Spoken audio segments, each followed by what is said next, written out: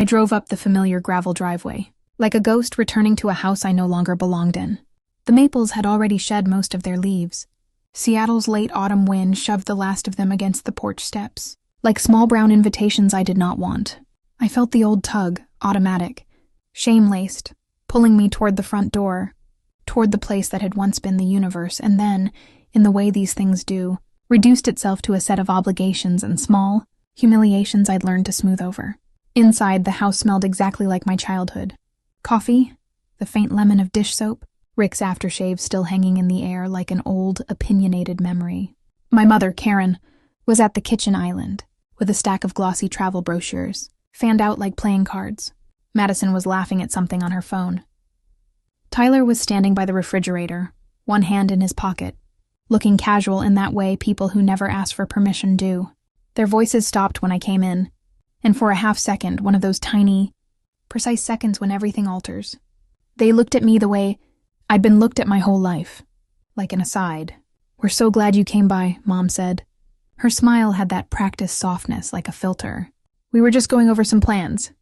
Madison flicked her eyes to the brochures with a quick, triumphant expression. "The Caribbean cruise, Liv. 7 nights. Everything included. It'll be..." She used that tone, the one used when listing a menu item that has already been chosen for you. I kept my bag slung on one shoulder.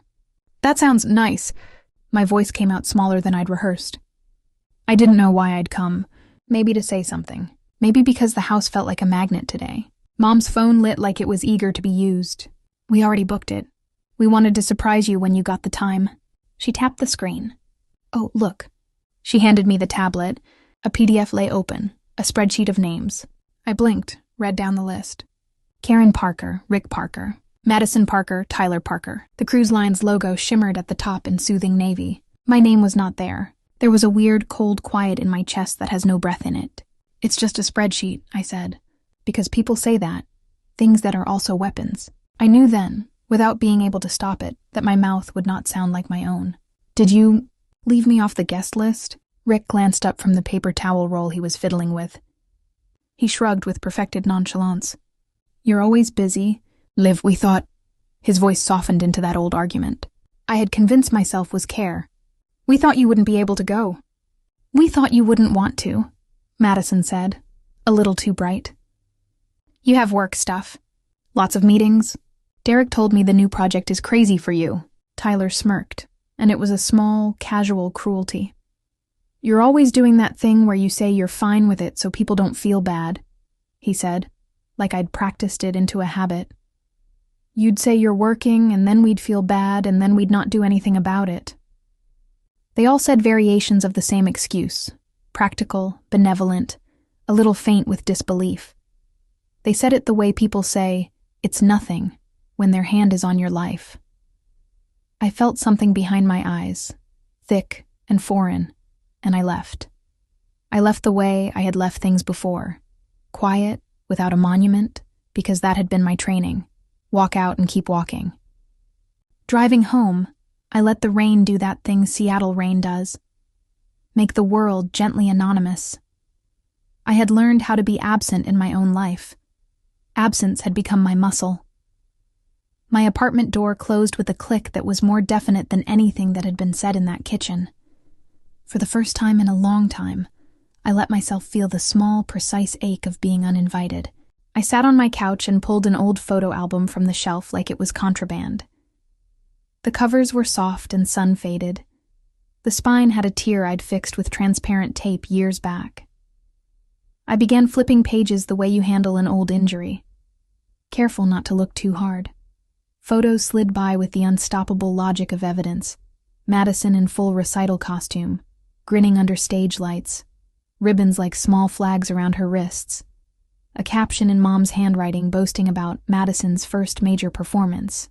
Me, 5, in a cheap class costume with clumsy sparkles, holding a participation certificate.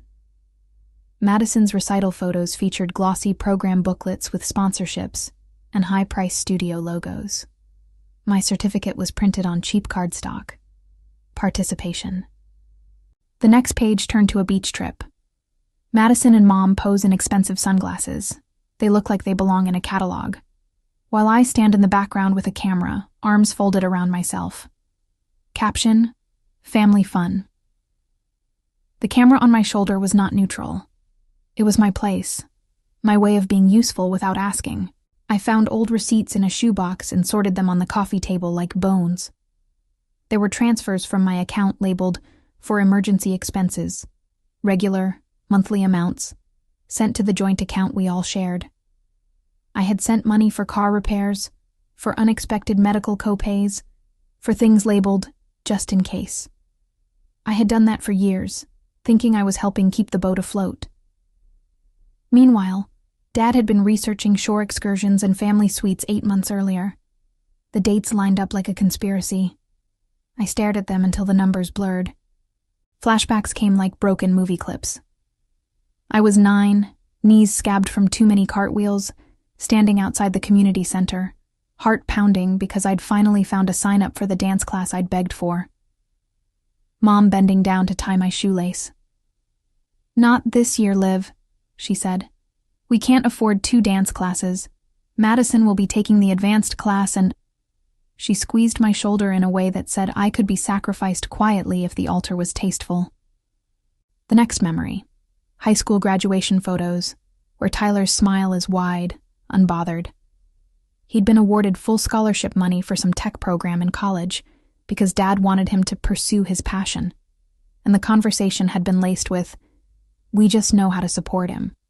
I remember sitting through my freshman year of college on 3 jobs, eating dinner at midnight between shifts, while Tyler called home on weekends, and the background of his voice always included the same list of indulgences paid for by my parents. There were more small things.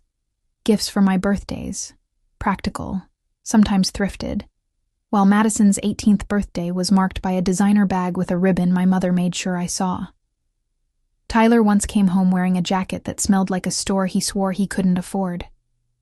2 days later, Dad offered to help out with unexpected expenses that conveniently covered it.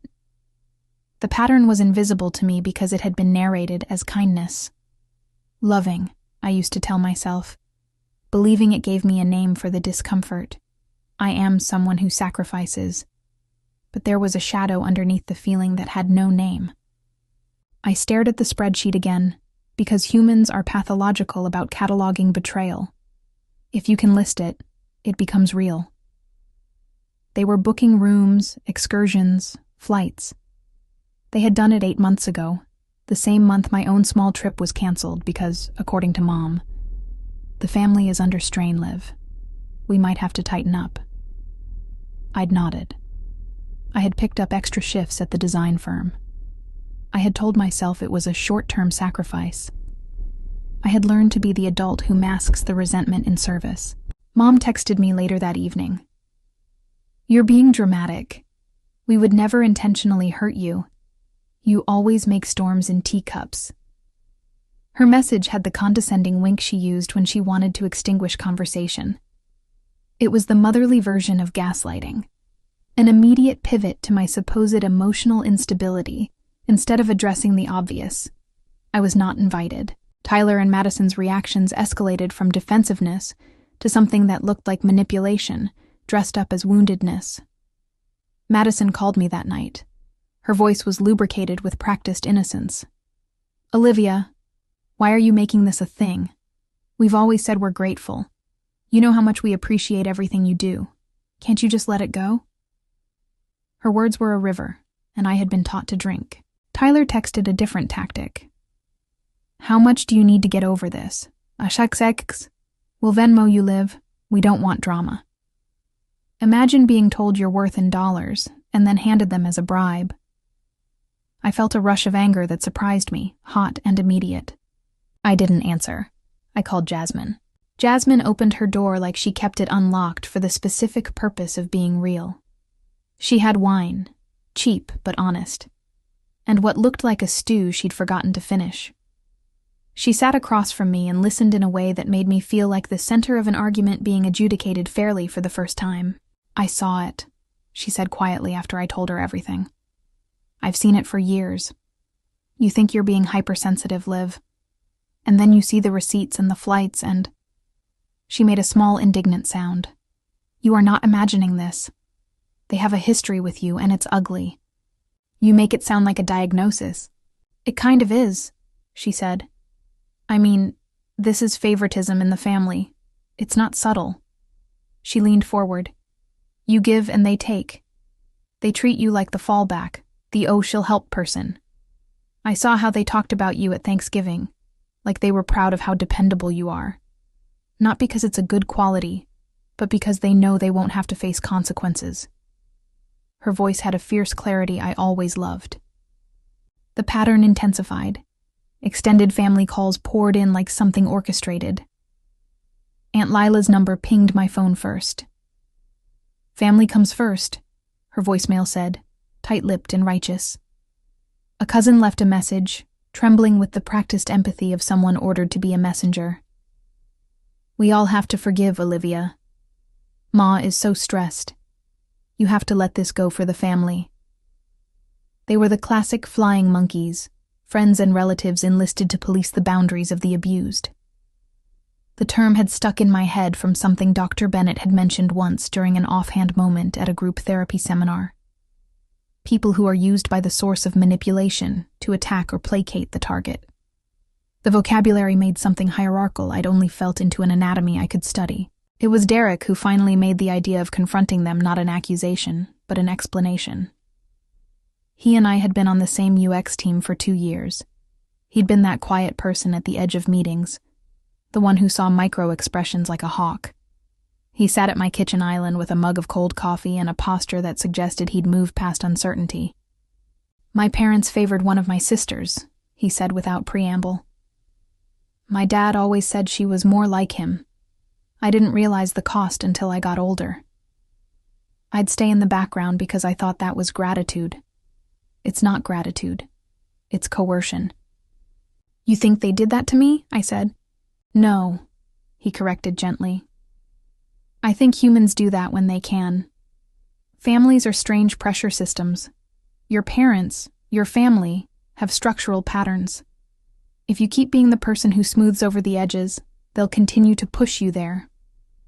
Therapy with Dr. Laura Bennett started as a curiosity, an experiment to see if talking could feel like breathing.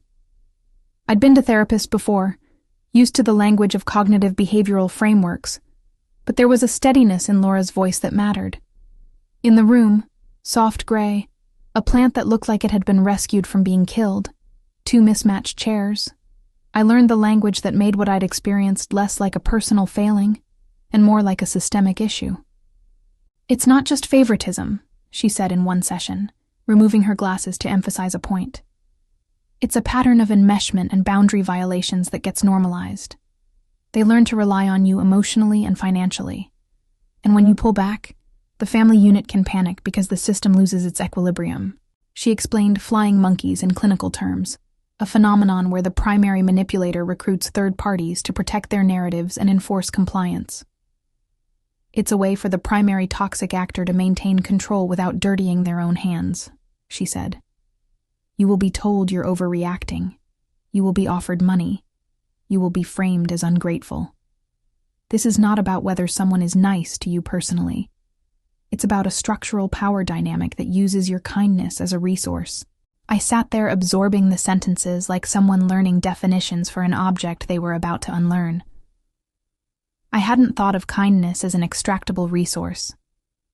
It explained the spreadsheet, the trips, the receipts, a kind of economic system where my care had been taxed and rerouted. The escalation that followed was messy and public. A message thread that I had tried to ignore turned into a chorus. Tyler called my office during work hours one Tuesday, and the way he said my name had that faintly theatrical edge that implied he was delivering a performance. He wanted to talk. He wanted to show up. He wanted to be the one to talk to Olivia, who worked in digital products and would understand, he implied, how stuff worked. He found my building because he knew the route.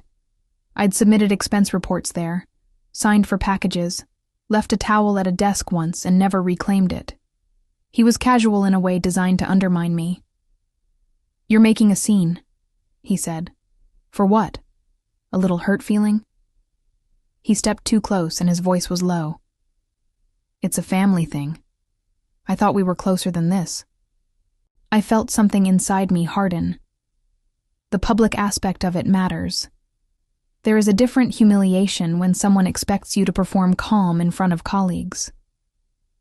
I said, quietly, but with the weight of someone finally naming terrain. I'm not avoiding you. I'm establishing boundaries. He laughed as if I'd said something performative. Boundaries? Since when do you have boundaries? You were always the one to pick up when Mom asked. You'd drop everything. You like being needed. You like the version of me that's always available, I said. You like the version that doesn't have needs. But I'm not comfortable with the arrangement where my labor funds your vacations.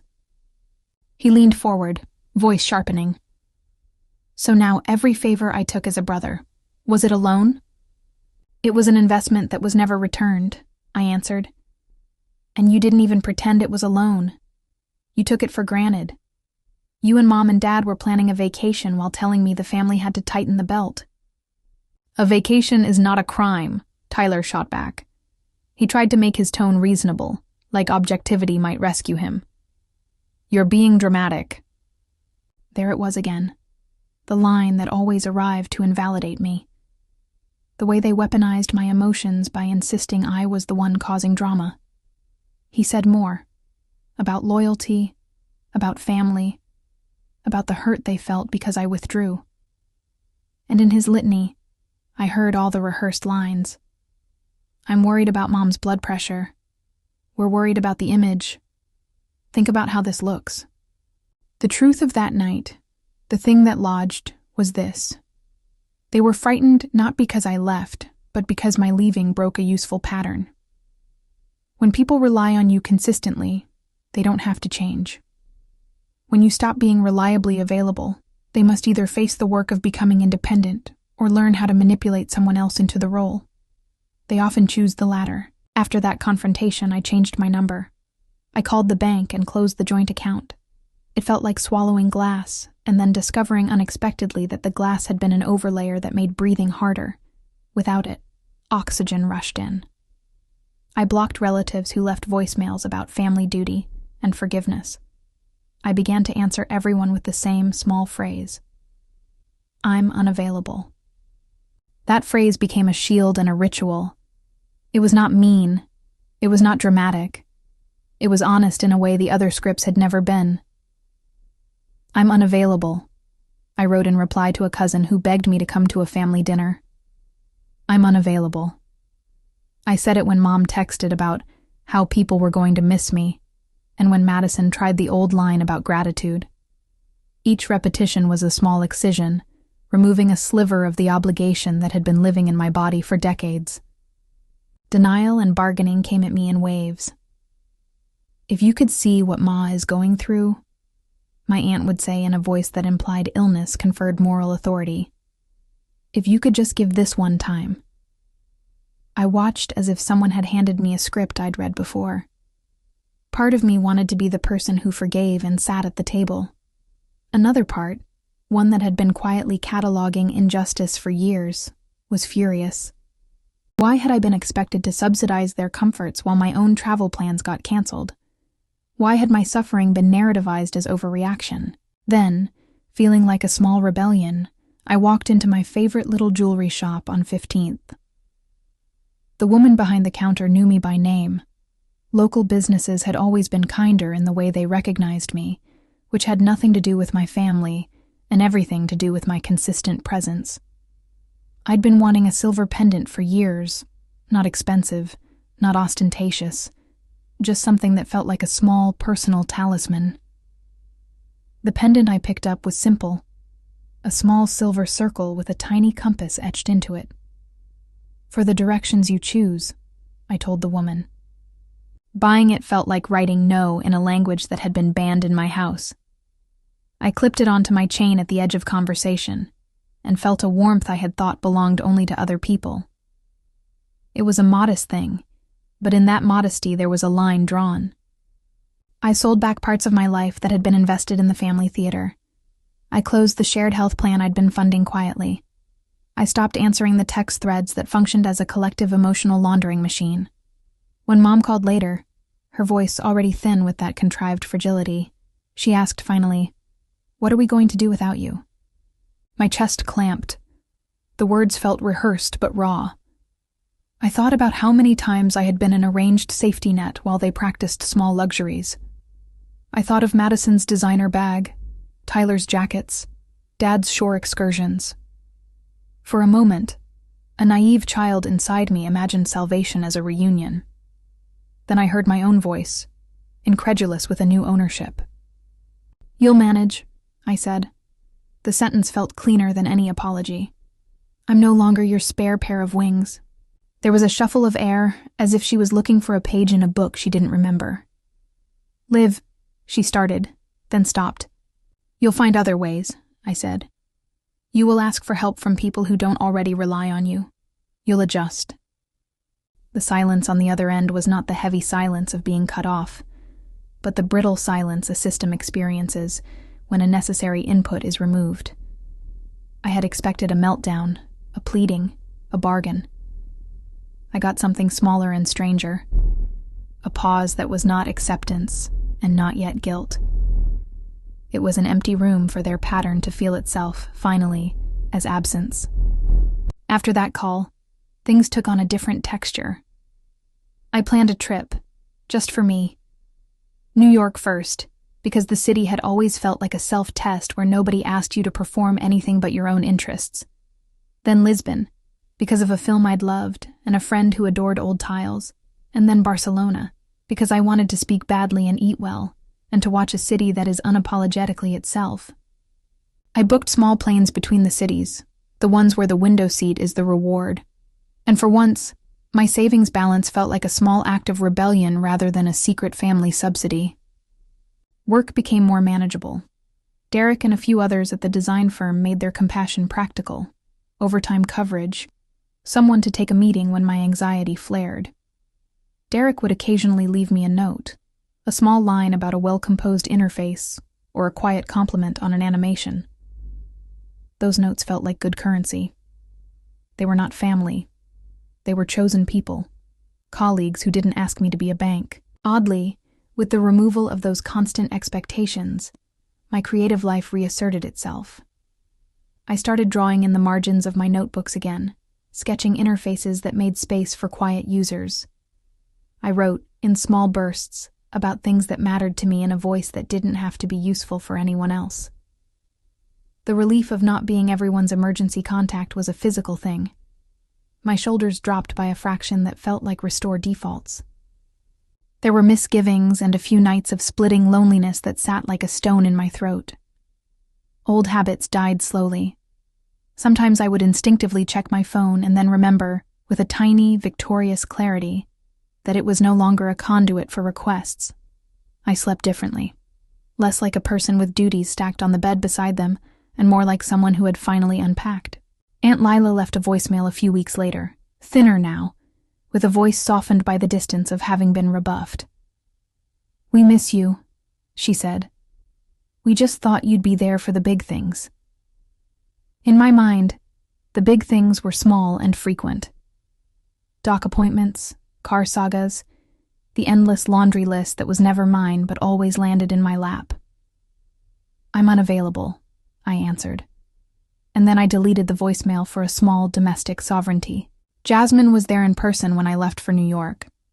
At the airport, she hugged me like someone sealing an agreement, pressing her whole self into the hug so I could feel it. "Go," she said. "Take everything, this is for you." I rode the A train with my pendant tapping against my sternum, and for the first time in years the motion was unshared in the way travel feels when it's a reclamation instead of an escape. In Lisbon, I stood on the edge of the Tagus and thought about tides. In Barcelona, I ate something that messily insisted on existing beyond someone else's expectations. Each city was a tiny calibration. This is what it feels like to say yes to oneself. Letters came periodically, thin things from my mother that began with apology and then slid quickly into explanation. I read one at a seaside cafe in Lisbon. It said, "We didn't mean to hurt you," and then offered a small list of the difficulties Dad had been having at work.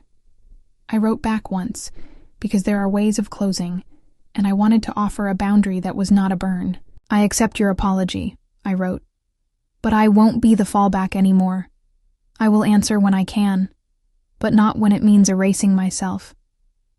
I returned to Seattle in the soft post-summer light and felt something like an old sweater that fit differently. The house still smelled the way it always had. My parents were still capable of offering small mercies with great ease. But my relationship to those mercies had shifted. I could give when it felt mutual and suitable, but I would not perform self-erasure as a love language. Sometimes, in the hours when the city lights blinked and fairies hummed like distant insects, I would stand at my window and watch the evening settle over the familiar roofs. There was a strange novice pleasure in those moments, the kind reserved for people who have done the difficult work of remapping their interior. The weight that had felt inherent to me, my role as the family buffer, the audible safety net, lifted in increments until one night I realized my shoulders were light. I kept the silver pendant and ran a thumb over the tiny compass when I thought about the years of small transactions that had taught me to put myself last. The pendant didn't erase the past. It simply marked the new direction I was learning to take. I'm not telling a story of total cinematic vindication. People change, but patterns persist in subtle ways. Family visited, called, adjusted in small, merciful ways. Rick attempted a call that landed somewhere between apology and pride. Madison sent a postcard from a work retreat. "Hope you're well," it said. Tyler, for his part, liked a few of my photos on social media from a distance that suggested both curiosity and a new respect I wasn't ready to validate. If you ask me now, what I'd want someone to understand about my choice, about the nights I spent calculating whether to leave, I would tell them that it wasn't dramatic. It was arithmetic.